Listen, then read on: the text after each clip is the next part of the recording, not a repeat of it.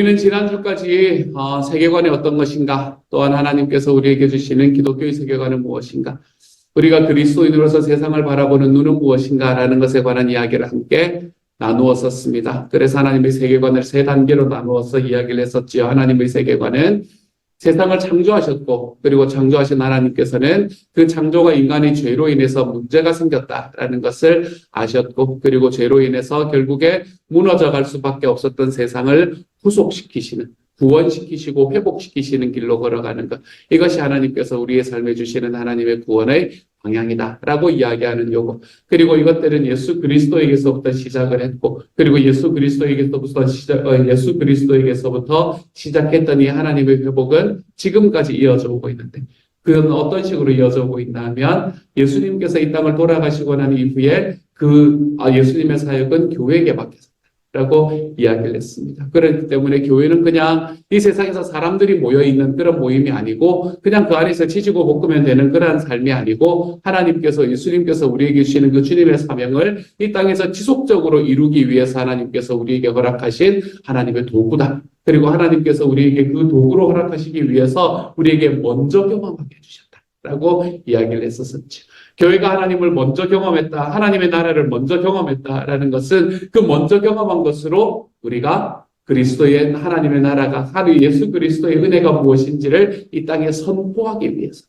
그러므로 그냥 갖고 있는 것이 아니라 절하면서 살아가야 된다라는 이야기를 함께 나누었었습니다. 그러면서 하나님의 포괄적인 회복이다라는 이야기를 지속적으로 이야기를 했습니다. 하나님의 회복은 우리 개인적인 삶에만 오는 것이 아니고, 우리가 살아가는 삶의 개인적이고 사적인 영역에서만 일어나는 것이 아니라 공적인 영역에서도 함께 일어나게 되는 것이다. 그렇기 때문에 하나님의 회복은 포괄적이고, 그렇지만 그것은 하루아침에 이루어지는 것이 아니라 점진적으로 이루어진다라는 것을 함께 이야기를 나누었었습니다. 그걸 정리한 내용이 이 내용입니다. 먼저 하나님께서는 교회에 예수님의 사역을 먼저 위임하셨습니다. 예수님은 제자들에게 하나님의 모든 창조 세계를 통치하시는 분이심을 알리는 자신의 사명을 이어받을 것을 위임하셨다는 겁니다. 그렇게 할 수 있는 능력도 허락하셨다는 거죠. 결국 하나님께서는 예수 그리스도께서 이 땅에서 떠나시고 난 다음에 교회의 주님의 사역을 위임해 주셨다라고 이야기합니다. 여러분, 교회는 이 사역을 위임받은 사람으로서 나아갈 수 있는 특권을 가지고 있는 것이 교회다라고 말씀은 이야기를 하고 있죠. 그리고 그 관계는 어떤 관계인가 하면, 지난번에 말씀드렸던 거 정리한다 그랬으니까, 이런 과정 속에서 교회는 하나님 나라의 첫 열매이자 도구가 될 수밖에 없다는 거예요. 첫 열매다라는 것은 우리가 하나님의 나라를 먼저 경험했다라는 이야기가 되는 것이고, 근데 그 먼저 경험한 이유는 우리가 살아가는 삶 속에서 뭔가 더 잘 되기 위해서가 아니라, 하나님께서는 그것을 통해서 우리가 그것이 너무나 좋고 감사하기 때문에 이것을 하나님의 나라를 전하는 도구로 사용하기 위해서 하나님은 우리를 첫 열매로 만들어 주셨다라고 이야기를 했습니다. 그러면 그것은 언제 오게 되는가? 하나님의 나라의 첫 열매로 사용이 되고 하나님의 나라의 도구로 사용이 되다가 이 하나님의 나라는 이 땅에 언제 완성되어서 임하는가? 점진적으로 전개된다고 이야기해요. 그 과정을 우리는 이제 예수님께서 다시 오실 때 완성이라고 이야기를 합니다. 그러므로 우리가 살아가는 삶을 우리는 뭐라고 이야기할 수 있냐면, 이미와 아직 사이의 시기를 사는 삶이다라고 이야기해요. 우리는 이미 오신 예수님과 아직 재림하시지 않은 예수님의 사이, 그래서 이미와 아직 사이의 시기를 사는 삶이 되는 거죠. 그렇게 살아가는 이유가 무엇인가 하면, 교회가 가서 제자를 삼는 예수님의 소원을 이룰 수 있는 기회를 주시는 것이다 라는 걸 기억하십니다. 우리가 아직 이미와 아직 사이를 살아가는 이유는 우리 답답해서 우리 속이 터지라고 주님께서 그렇게 하는 게 아니고, 주님께서는 그 가운데 살아가기 때문에 언젠가는 오실 주님께서 우리의 삶에 재림하실 거기 때문에 우리가 교회가 가서 제자를 삼는 예수님의 소원을 이룰 수 있는 기회를 허락하시기 때문에 주님은 우리가 이 사이에서 살아가게 된다는 겁니다. 그래서 이미와 아직 사이에서 우리는 우리 주님의 소원을 조차 주님의 도구로, 주님의 첫 열매가 된 도구로 사용이 되면 된다는 거죠. 이처럼 다음 페이지를 넘겨주시면 될 것 같습니다. 예수님의 초림과 재림 사이에 끼어있는 이 시대의 의미는 우리가 사명을 다하는 데 있으며, 그 사명이란 우리의 존재와 말과 행동으로 복음을 전하는 것입니다. 그리고 이 하나님께서 우리에게 주시는 복음은 우리 문화의 공적인 삶까지 겁니다. 이 계속해서 말씀드리는 게 이건 우리의 사적인 영역이 아닙니다. 다시 이야기해서 그냥 종교적인 영역에서만 이야기하는 게 아닙니다.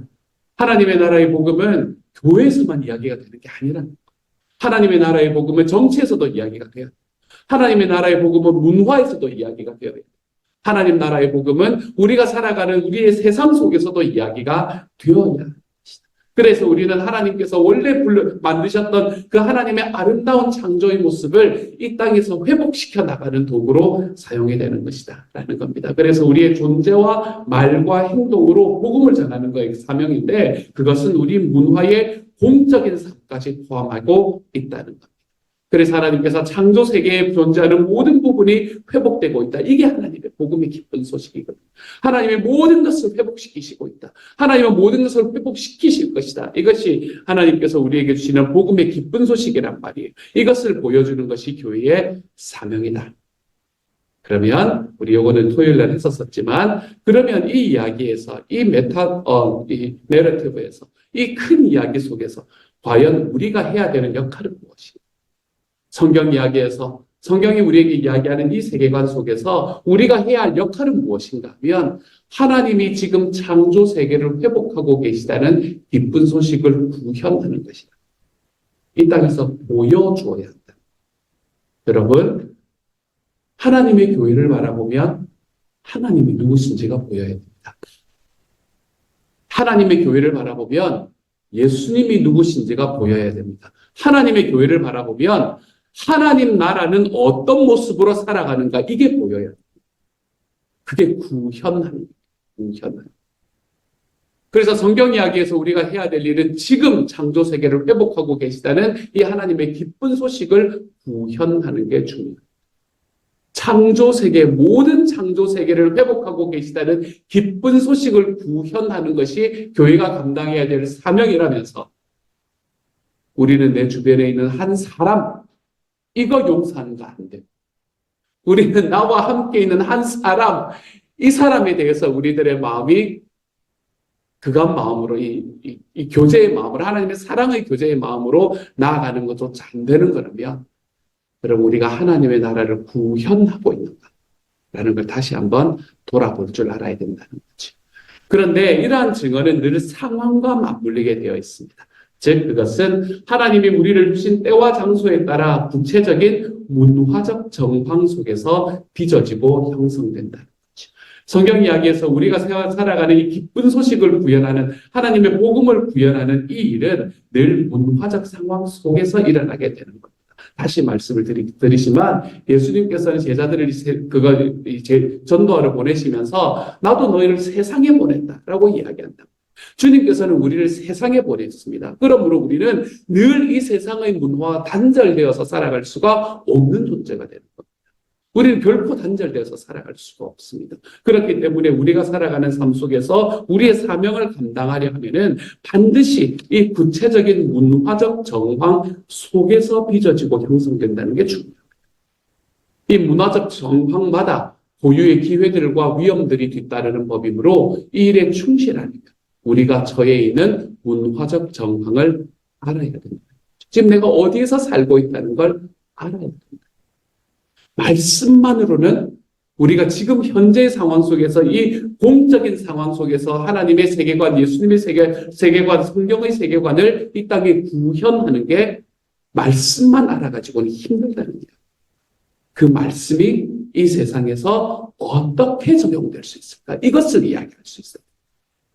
그러므로 우리는 하나님의 성경의 세계관, 하나님의 말씀의 세계관도 알아야 되지만 우리는 이 땅의 문화에 이 땅이 지금 가지고 있는 이 세상의 이 본질이 무엇인지, 그 세상이 우리에게 이야기하는 세계관이 무엇인지도 알아야 돼요. 그래서 문화 속에서 우리는 복음 안에서 주님의 사명을 감당하는 사람이다. 이것을 이야기를 하고 있는 거죠. 그렇기 때문에 오늘 우리가 함께 이야기할 것은 모더니즘의 뿌리라는 제목으로 함께 이야기를 할 겁니다. 처음부터 이야기를 했었지만 우리는 이 책은 이 세상이 우리에게 이야기를 해주는 이 세상이 가지고 있는 그 세상의 세계관, 그것을 모더니즘이다 라고 보았습니다.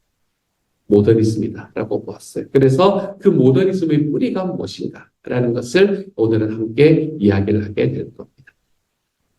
기독교 신앙의 핵심에는 말씀이 육신이 되어라는 고백이 있습니다. 나도 너희를 세상에 보냈다라는 이야기하고 똑같은 이야기입니다, 여러분. 말씀이 육신이 된다. 하나님의 말씀이 세상에 오신. 그러니까 말씀과 세상은 항상 떨어질 수가 없는 거예요. 떨어질 수가. 예수 그리스도는 하나님을 보여주시고 창조 세계의 목적을 보여주시는 충만한 계시인데 그런 분이 하나님 나라의 기쁜 소식을 특정한 역사적 문화적 속에서 알리셨습니다. 예수님께서 하나님의 나라의 기쁜 소식을 언제 알리셨나 하면 영세기라는, 그렇죠? 요즘 우리 그걸 이야기하면 빵년이라는 기원 주전 1세기라는 그 시대에 예수님께서는 하나님의 나라의 복음을 알리셨고 그리고 또 어디에서요? 이 지구상 속에서 이스라엘이라는 그 나라에서 거기에서 하나님 나라의 복음을 알리셨다. 그렇기 때문에 예수님께서 이 땅에서 행하셨던 일도 어디에 속해 있었었나 하면 역사적이고 문화적 정황 속에서 알리셨다. 마찬가지로 예수님을 따르는 사람들도 저마다 특정한 문화 속에서 기쁜 소식을 구현하도록 부름받았습니다. 그러한 문화적 정황은 늘 기독교의 증언에 특정한 형태를 부여한다. 따라서 우리는 우리가 속해 있는 문화와 시대의 이야기와 세계관을 고찰할 필요가 있다. 말씀만으로. 우리가 정말 다른 것 아무것도 모르고 내가 하나님의 말씀만 가지고 살아간다. 라고 이야기하는 것으로는 이 땅에서 하나님의 나라를 구현한다. 라고 이야기하는 것에는 한 걸음 모자랄 수 있다. 지금 세상이 나에게 이야기하는 것이 무엇인가라는 걸 알기는 알아야 된다. 그래야 거기로 나아가죠. 그것을 주님의 말씀으로 하나님의 나라를 구현하기 위해서 나아가죠. 그러니까 아무것도 모르고 그리고 오직 한쪽만 알아가지고는 세상에서 하나님의 나라를 구현하는 일을 감당하는 데는 좀 힘들다. 그러므로 우리는 이 세상의 문화가, 이 세상의 세계관이 무엇인가라는 것을 이번 주의 초반에는 월화수까지는 우리가 함께 나누어 보게 될 겁니다. 먼저 우리 문화를 지배하는 세계관들은 무엇인가? 우리는 그것을 모더니즘이라는 이야기로 함께 말하고 있습니다. 그래서 5장에서는 모더니즘의 세 가지 뿌리에 관해서 함께 이야기를 할 거고, 내일은 모더니즘의 성장, 발전되어 온 과정에 관해서 함께 이야기를 할 거고, 모레는 지금이 어떤 때인가? 라는 것을 제목으로 우리 시대에 일어나는 네 가지 징후에 대해서 함께 이야기를 해보게 될 겁니다. 이 과정을 통해서 이 5장과 7장을 함께 이야기하면서 월요일부터 수요일까지의 시간을 통해서 우리가 나아가는 목표는 어디인가 하면 우리 문화를 뒷받침하는 숨은 세계관이 뭔지를 파헤치고 알게 되는 게 우리의 목표입니다. 과연 우리는 항상 역사는 도전과 응전이라고 그래. 라고 허인미가 이야기를 하잖아요. 그렇죠? 우리가 도전이 있으면 응전이 있는데 우리가 하나님의 세계관으로 성경의 세계관으로 도전하는데 그 도전은 어떤 응전을 받아들이게 될 것인가 어떤 응전이 그 앞에 나아올 것인가를 우리가 알아야 된다. 그래야 우리가 하나님의 말씀의 세계관으로 성경의 세계관으로 지금 우리의 삶을 이해할 수 있는 곳까지 걸어갈 수 있게 되겠지. 그래서 먼저 우리 문화를 뒷받침하는 숨은 세계관을 파헤치는 게 이번 주 수요일까지의 목표인데 그 중에서 5장 오늘은 모더니즘, 인본주의라는 것의 세 가지의 뿌리에 관해서 이야기를 합니다. 인본주의, 모더니즘은 인본주의라는 거거든요. 인본주의의 세 가지 모더니즘은 휴머니티하고 같은 이제 그 의미에서 비슷하니까 이 세 가지의 뿌리는 고전 시대와 복음과 그리고 중세기에 나타난 고전적 인본주의와 복음의 혼합. 고전 시대와 고전적 인본주의와 복음과 혼합. 이 세 가지의 뿌리가 바로 인본주의의 뿌리다. 모더니즘의 뿌리다라는 것으로 오늘은 여러분과 함께 이야기를 좀 나누어 보려고 합니다. 먼저 인본주의가 무엇인가라는 것에 관한 이야기부터 잠깐 나누도록 하지요. 인본주의라는 것은 무엇인가? 모더니즘 하면은 뭔가 좀 느낌이 안 오지만 인본주의 하면 조금 느낌이 더 오지 않습니까, 여러분? 인본주의라 그러면 인간이 본이 되는 주의다. 그래서 인본주의라고 이야기를 하잖아요. 인본주의의 신조는 무엇인가 하면 우리 자신이 신이 되어야 하지 않겠는가? 이게 인본주의의 신조입니다. 인본주의는 인간이 신이 되어야 하지 않겠는가? 이게 인본주의의 신조예요. 이 인본주의라는 말은 너무나 많은 이 넓은 폭으로 사용이 될 수 있습니다. 사실은 이게 너무나 넓은 의미의 폭이 너무나 넓은데 여기서는 단순히 그냥 인간이 존엄한 존재라는 의미도 포함합니다. 인간이 존엄한 존재다. 그런 의미에서 인본주의라면 아무런 문제가 없습니다. 인간이 존엄한 존재지요. 인간이 세상에서 살아갈 때 하나님께서도 인간을 뭐로 창조하셨나 하면 하나님의 형상으로 창조하셨습니다. 인간은 존엄한 존재가 맞습니다. 이런 의미에서의 인본주의라면 우리는 아무런 문제가 없습니다. 하지만 여기에서 말하는 인본주의의 의미는 무엇인가 하면 이겁니다. 창조주, 통치자, 구주이신 하나님의 자리를 인간이 대신 차지한 신념체계. 이걸 인본주의라고 우리는 좁혀서 이야기를 합니다. 그냥 인간이 존귀하다, 인간이 존중받아야 된다라는 인본주의가 아니고 창조주이고 통치자이자 구주이신 하나님의 자리를 인간이 대신 차지한 신념체계. 이것을 우리는 인본주의다라고 이야기하면서 지금 걸어가게 될 겁니다. 그러므로 이건 한마디로 이야기하면 스스로가 자신의 구속자가 되고 내가 나의 하나님이 되는 이것이 바로 인본주의다라고 이야기할 수 있는 겁니다. 인본주의가 가지고 있는 특징들이 있습니다. 우리 자신이 신이 되어야 하지 않겠는가라는 이야기를 할 때 이것은 특징들을 가지고 있는데 그 특징들은 먼저 세속주의적이라는 특징이 있습니다. 하나님과 이 세상은 단절되었다라는 이야기죠. 세상은 그냥 세상으로 살고 하나님은 하나님으로 살라는 겁니다. 세상은 세상의 법칙에 맡기고 교회에서는 그냥 교회 안에서만 하나님 이야기하면서 살라라고 이야기하는 게 세속주의적이라는 말의 의미입니다. 또한 이 인본주의는 자연주의적인 특징을 가집니다. 이 세상이 전부이고 그 외에는 아무것도 없다는 신념이죠. 우리가 세상에서 살아가다가 어떻게 되는가 요즘에는 별 고민하지 않습니다. 여러분 대부분의 사람들이 뭐라고 이야기하냐면 세상에서 살다가 죽으면 끝이다 라고 이야기합니다. 그게 그냥 대부분의 사람들이 이야기하고 있는 이야기입니다. 예전에는 뭔가 다른 내세에 관한 이야기를 하는 사람들이 꽤 있었지만 요즘에는 거의 없습니다. 예수님을 믿지 않는 사람들은 대부분 뭐라고 이야기하냐면 하다가 끝이지. 그렇게 이야기를 하는 게 일반적입니다. 이 세상이 전부고 그 외에는 아무것도 없다는 신념, 이 자연주의적인 신념이 인본주의의 두 번째 특징이고요. 세 번째 특징은 합리주의적이라는 겁니다. 인류가 신노릇하는 일을 인간이 이성으로 능히 해낼 수 있다는 겁니다. 사람이 이성이기 때문에 그 이성으로 인류는 자기의 신이 될 수 있다. 합리주의적인 특징을 가지고 있고요. 마지막으로 과학주의적인 특징을 가지고 있습니다. 이성으로 자연을 정복하고 관리하고 통제할 수 있다는 것. 그러다가 이 모양 이 꼴을 만들었으면서 지금 우리가 살아가는 이 피조물들을 만들었으면서 아직도 가능하다. 통제할 수 있다. 관리할 수 있다라고 이야기하는 특징을 가지고 있습니다. 인본주의는 세속주의적이고 자연주의적이고 합리주의적이며 과학주의적입니다. 이성과 과학을 믿고 그 길로 충실히 가기만 하면 세계는 자유, 물질, 정의 등 진보가 보장되어 있다라는 게 인본주의가 가지고 있는 특징이죠. 왜요? 인간이 가지고 있는 능력이 충분하니까.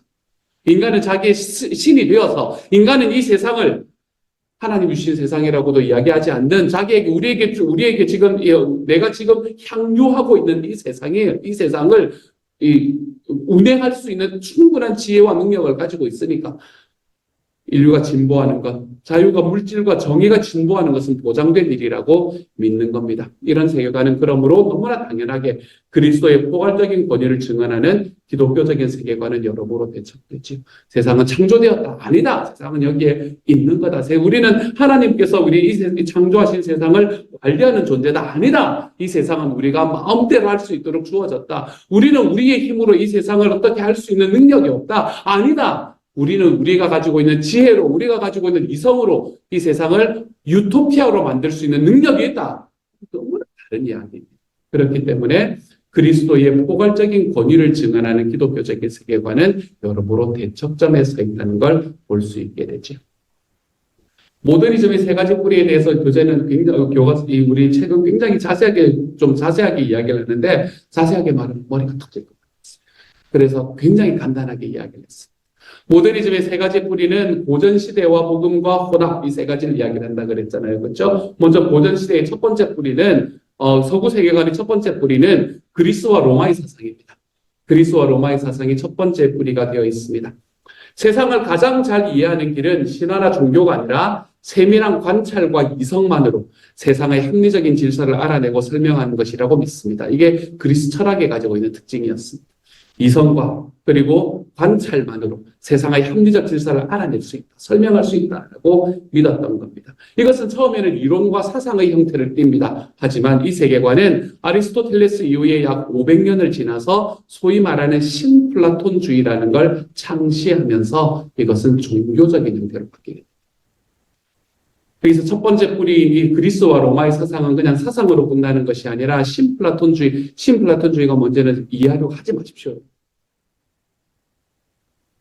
머리가 터집니다. 신플라톤 이야기하려고 하지 말고 어쨌든 거기에 오면 종교적인 형태로 발전합니다. 이게 모더니즘이 가지고 있는 첫 번째의 뿌리입니다.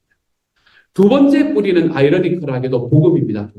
서구 세계관이 가지고 있는 두 번째 뿌리는 복음입니다. 복음은 그것을 믿는 사람들의 공동체를 낳았고 이들은 영적이고 개인적이고 내사적인 구원을 넘어서 세상과 역사와 인생의 참 의미를 주는 공적인 공동체로 자라갔습니다. 다시 말해서 이것을 그냥 우리의 신앙의 영역으로만 한정시키지 않고 이 세상을 이해하는 그런 세상의 틀거리로 이 복음을 마련하는 사람들이었다는 거지. 그러므로 복음과 로마의 고전 인본주의는 둘 다 포괄적인 세계관이었습니다. 복음도 세상과 인간을 보는 전체적인 눈이었고 로마의 고전 인본주의도 세상과 문화를 보는 전체적인 포괄적인 눈이었다는 말이에요. 그러므로 포괄적인 세계관과 포괄적인 세계관이 함께 만날 때에 충돌을 피할 수가 없었던 거지요. 말씀도 나도 너희를 세상에 보내노라 라고 이야기했던 것처럼 복음은 필연적으로 문화적인 형태를 띌 수밖에 없습니다. 왜냐하면 우리가 살아가는 세상 속에서 세상을 보는 눈을 복음은 우리에게 주기 때문에 그렇습니다. 하지만 세상을 보는 눈을 주기는 하지만 그것은 언제나 주변 문화에 오염될 위험성도 함께 상존합니다. 내가 세상을 바라보고 세상을 하나님의 눈으로 바라보지만 그 하나님을 바라보는 눈이 어떤 때에는 이 문화에 오염되어 버리는 경우를 우리가 자주 경험하게 되는 겁니다. 대표적인 게 뭐 그런 거죠. 흑인의 탄압을, 노예제도를 끊임없이 찬성했던 미국의 18세기 교회. 뭐 이런 것들 여러분 생각해 보시면 되는 겁니다. 하나님의 말씀으로 끊임없이 뒷받침을 했거든요. 노예제도, 성경에도 노예가 종이 나오니까 뭐 괜찮은 거라고 끊임없이 뒷받침을. 문화와 떨어질 수가 없는 그러한 삶으로, 그러한 모습으로 위험성이 언제나 상존하게 된다는 거예요. 그래서 하나님의 세계관, 성경의 세계관은 문화 속에서 일어나는 것이기 때문에 오염될 가능성이 상존합니다. 그 오염되는 가능성을 우리가 어디서 볼 수 있냐면 대표적인 건 이 혼합에서 볼 수 있습니다. 중세기의 혼합에서 볼 수 있어요. 콘스탄틴 황제가 기독교인이 되어서 기독교를 합법화시켰거든요. 주후 4세기 정도의 일입니다. 그리스도인이 되어서 기독교를 합법화시키고 테오도시우스라는 황제가 기독교를 제국 유일의 종교로 삼으면서 교회는 변방에서 중심으로 오게 됩니다. 로마에서. 근데 이거는 긍정적인 효과가 물론 있었지만 그 안에서 부정적인 효과를 동시에 가져옵니다. 그동안에 핍박받고 살아왔던 교회가 이제는 평안하게 하나님의 신앙생활을 하게 되었다라는 긍정적인 효과가 있었지만 교회는 그리스 문화가 물려준 개념들로 교회의 복음이 혼합되기 시작했다는 부정적인 부분들이 분명히 그 안에 존재합니다. 그래서 신플라톤주의와의 혼합, 이것이 일어나게 되었고요. 이 신플라톤주의와 그리고 이 복음과의 혼합, 이것이 남긴 결과는 교회는 하나님의 성경의 세계관은 이 세상에 있는 것과는 상관이 없이 내세만 지향하면 돼라는 것으로 바뀌게 됩니다. 우리가 이 땅에서 살아가는 것과는 별 상관이 없고 천국만 바라봅니다. 세상의 어떤 변화와 변혁에 대해서는 아무런 관심이 없고 천국만 바라봅니다. 이것을 우리에게 이야기해 주는 과정으로 혼합되게 되었었죠. 그래서 이것은 현세에서 살아가는 세상 속에서 기독교적인 삶을 약화시켰던 것을 우리는 볼 수 있습니다. 상관은 별로 연관을 안 미칩니다. 그리스도인으로서 어떻게 이해하고 어떻게 살아갈 것인가 이거에서는 별로 영향을 미치지 않습니다. 우리의 신앙으로 내세만 바라보도록 만드는 것. 이것이 바로 복음과 신플라톤주의 이 두 가지가 혼합되었을 때 일어나는 현상이죠. 이 모더니즘은 세 가지의 뿌리, 인본주의는 세 가지의 뿌리를 가지고 있다는 것을 오늘의 이 오가이스는 우리에게 이야기를 하고 있습니다. 그리스 시대에 있었던 그 인본주의, 복음, 그리고 이 두 가지가 혼합되어 있는 과정. 이 과정들을 통해서 서구 세계관은 지금 우리가 가지고 있는 이 세계관으로 점점점 발전되어 오게 된다는 겁니다. 그러면 이 과정 속에서 과연 어떤 식으로 발전되어 왔는가? 모더니즘이라는 것은, 인본주의라는 것은 어떻게 성장해 왔는가? 이 세 가지의 뿌리를 바탕으로 어떻게 성장해 왔는가라는 것을 우리는 내일 함께 나눌 수 있도록 하겠습니다. 오늘은 여기까지. 항상 참 월요일이 힘드네요. 월요일은 이렇게 그걸 주는 겁니다. 이 이론적인 어떤 배경을 제공하는 것 같아서 월요일이 언제나 힘드네요. 세 가지. 우리의 모더니즘의 세 가지 뿌리를 통해서 이제 어떻게 이 인본주의라는 것이 이 세상의 주된 문화로 발전되어 가는가라는 것을 우리가 내일 함께 잠깐 나누어 볼 수 있도록 하겠습니다. 같이 한번 기도하도록 하죠. 사랑하는 하나님, 하나님께서 이 세상에 예수 그리스도를 주셨고 예수 그리스도께서 로마라는 하나님 그리고 당시 이 1세기에 이스라엘이라는 자리에서 하나님 태어나게 하셨고 그리고 그곳에서 하나님 나라의 복음을 전하게 하여 주시니 감사합니다. 주님, 하나님께서 그 과정 속에서 하나님 정말 주님께서 우리에게 보여주셨던 그 하나님의 나라가 하나님의 기독교가 로마를 하나님이 정복하는 과정을 하나님의 역사 속에서 우리가 볼 수 있게 해주셔서 또한 감사합니다. 하지만 그 안에서 하나님, 우리는 하나님께서 정말 우리에게 주신 이 하나님의 복음의 세계관과 그리고 이 세상이 우리에게 이야기했던 그리스 로마의 인본주의적 세계관이 함께 합해지는, 혼합되는 그러한 안타까운 모습도 우리가 눈으로 목도하게 되었습니다.